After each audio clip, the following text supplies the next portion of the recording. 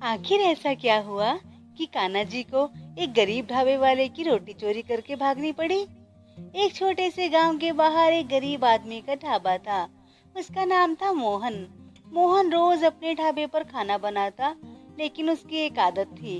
वो सबसे पहले एक रोटी बनाता, उसे भगवान के आगे रखता और हाथ जोड़कर कहता, कान्हा जी भोग लगा लो। फिर वो अपने काम में लग जाता। लेकिन जब वो काम खत्म करके वापस आता तो वो रोटी कभी कोई कुत्ता खा जाता, कभी बिल्ली आकर खा लेती और कभी कोई कौवा उठाकर ले जाता। लेकिन ये देखकर मोहन कभी भी दुखी नहीं होता। वो बस मुस्कुराता और कहता, अच्छा तो आज कान्हा जी इस रूप में आए थे। लेकिन एक दिन उसके साथ बहुत बुरा हुआ। अचानक एक भयंकर तूफान आया और उस तूफान ने मोहन की सारी मेहनत, उसकी पूरी कमाई, सब कुछ अपने साथ उड़ा लिया। उसका ढाबा पूरी तरह तहस नहस हो गया। ना उसके पास अब दुकान बची थी, न खाना बनाने का सामान।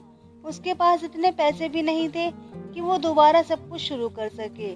मोहन वहीं बैठकर रोने लगा। वो बहुत परेशान था। वहीं दूसरी तरफ बैठे थे कान्हा जी।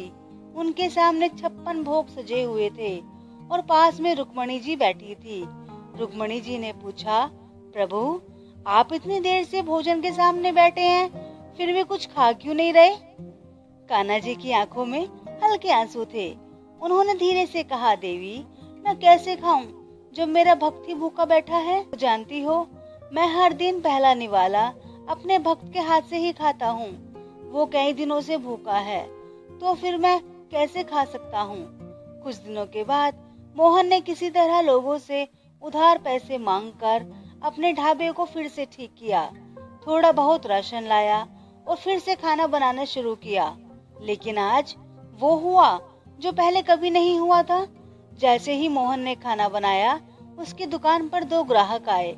मोहन जल्दी जल्दी से उन्हें खाना परोसने लगा और अपनी परेशानी में वो भूल ही गया कि पहली रोटी वो कान्हा जी को देनी है।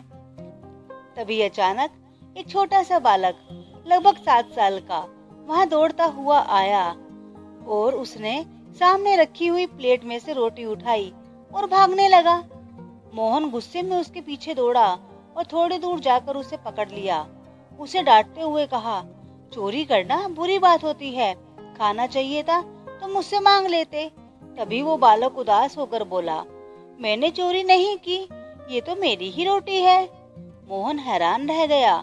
बालक ने उसकी आंखों में देखते हुए कहा, भूल गए, रोज सुबह तुम मुझे पहली रोटी दिया करते थे, लेकिन आज तुमने मुझे रोटी ही नहीं दी। तुम 4 दिन से भूखे थे, तो मैं भी तो 4 दिन से भूखा था। मैंने कहाँ खाना खाया, मुझे बहुत भूख लगी है। ये सुनते ही मोहन के हाथ कांप गए। उसकी आंखों से आंसू बहने लगे। उसे समझते देर नहीं लगी।